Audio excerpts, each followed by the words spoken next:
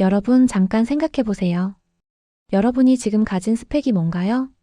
학벌, 자격증, 특기, 외모, 언변.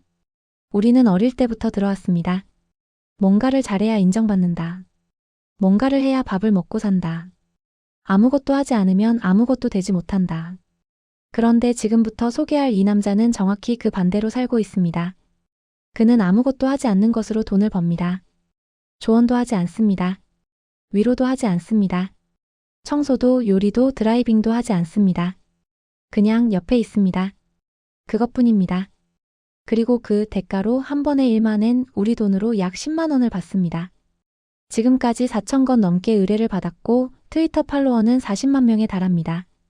로이터, CBS, NHK가 앞다퉈 그를 취재했고 그의 이야기는 일본 TV 드라마로까지 제작됐습니다. 그리고 지금 아내와 아이를 부양하는 이 남자의 유일한 수입원이 바로 이 일입니다. 아무것도 하지 않는 사람을 빌려드립니다. 이 황당한 서비스가 왜 데이트를 쳤는지, 그리고 이 현상이 우리에게 던지는 심리학적 메시지가 무엇인지 지금부터 파헤쳐 보겠습니다. 남자의 이름은 모리모토 쇼지.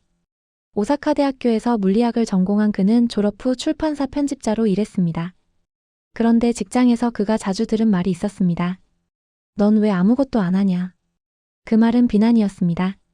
무능하다는 뜻이었습니다.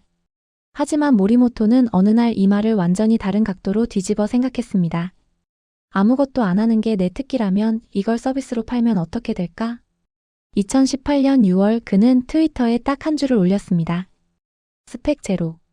아무것도 안 하는 나를 빌려드립니다. 처음에는 장난처럼 보였습니다. 반응은 예상치 못한 방향으로 터졌습니다. 문의가 쏟아졌습니다. 자, 여기서 잠깐 멈추겠습니다. 도대체 어떤 사람들이 그를 고용했을까요? 범죄자? 이상한 사람? 사회 부적응자? 아니었습니다. 의뢰인들의 목록을 들어보면 오히려 고개가 끄덕여집니다. 혼자서는 들어가기 어려운 음식점에 동행해 달라는 의뢰. 생일인데 아무도 없어서 그냥 옆에 있어 달라는 의뢰. 이혼 서류를 제출하러 가는 길이 너무 무서우니 함께 가달라는 의뢰. 자격증 시험 공부를 하는데 혼자 있으면 집중이 안 되니 옆에서 지켜봐 달라는 의뢰. 전통 의상을 입고 나가고 싶은데 친구들의 시선이 부담스러우니 그냥 옆에 있어 달라는 의뢰. 심지어 그를 270번 고용한 사람도 있었습니다. 그리고 어느 날 이런 메시지가 도착했습니다. 삶이 너무 힘들어서 투신했습니다. 지금 입원 중인데 나에 대해 아무것도 모르고 나에게 아무것도 요구하지 않는 사람을 만나고 싶습니다. 이 메시지 하나가 이 서비스의 본질을 설명합니다. 우리는 지금 존재의 부담이 너무 커진 시대에 살고 있습니다. 친구를 만나면 재밌게 굴어야 합니다. 가족을 만나면 잘 지내야 합니다. 직장 동료와 있으면 유능해 보여야 합니다. SNS에선 멋있어 보여야 합니다. 우리는 매 순간 누군가의 기대에 맞는 버전의 나를 연기해야 합니다. 심리학자 어빈 고프만은 이것을 인상관리라고 설명했습니다. 우리가 사회 속에서 의식적, 무의식적으로 자신을 특정 이미지로 꾸미고 유지하려는 행동 양식이죠. 문제는 이 인상관리가 극도로 필요하다는 겁니다. 그런데 모리모토에게는 그럴 필요가 없습니다. 그는 아무것도 기대하지 않습니다. 아무것도 판단하지 않습니다. 아무것도 요구하지 않습니다. 그냥 있습니다. 그 그냥 있음이 어떤 사람들에게는 가장 비싸고 귀한 서비스가 됩니다. 자, 여기서 또 하나의 반전이 있습니다.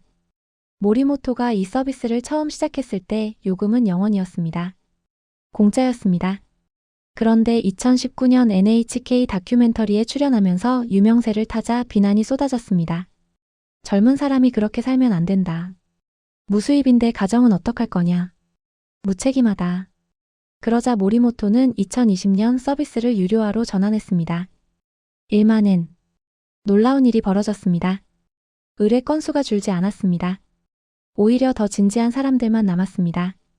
장난삼아 신청하던 사람들은 사라졌고 진짜 이 서비스가 필요한 사람들이 남았습니다.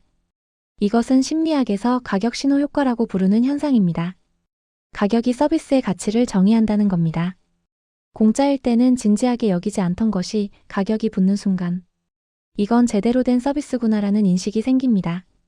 아무것도 하지 않는 것이 10만 원짜리 서비스가 된 순간이었습니다.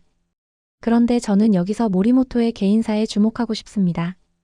그가 이 서비스를 시작한 배경에는 단순히 게으름이나 아이디어만 있었던 게 아닙니다. 모리모토에게는 여동생이 있었습니다. 취업 활동에 어려움을 겪던 여동생이 극단적인 선택을 했습니다. 그 경험이 모리모토에게 깊은 흔적을 남겼습니다. 그는 이렇게 말했습니다. 인간은 존재하는 것 자체로 가치가 있다. 아무것도 잘하지 못해도 아무것도 이루지 못해도 그냥 살아있다는 것 자체가 의미 있다는 믿음.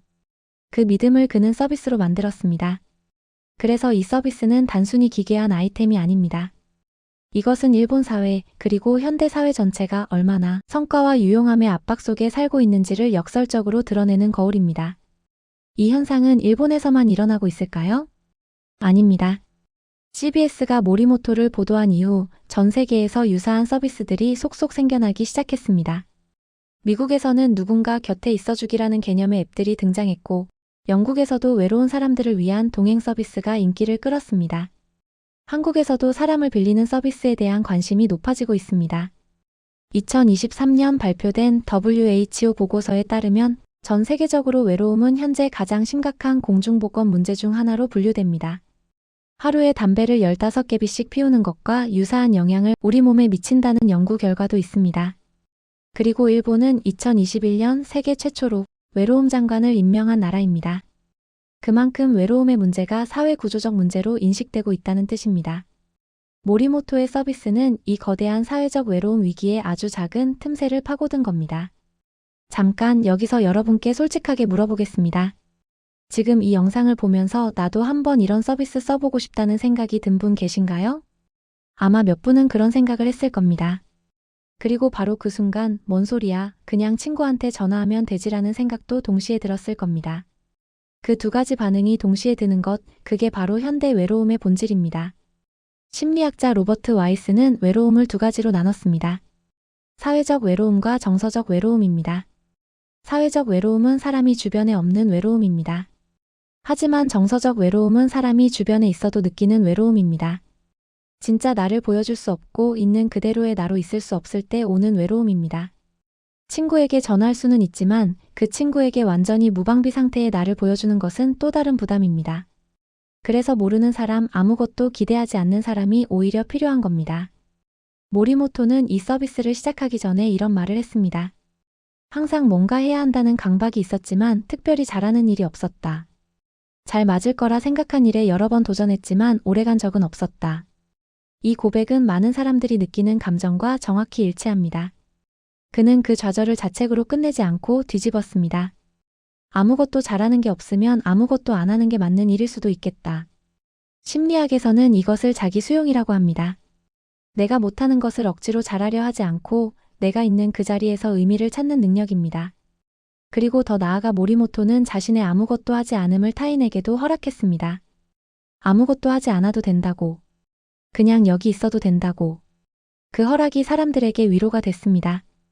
이 서비스가 전하는 심리학적 메시지를 세 가지로 정리해 보겠습니다. 첫 번째, 현대인의 외로움은 사람이 없어서 오는 게 아닙니다. 있는 그대로의 나를 받아들여주는 관계가 없어서 옵니다.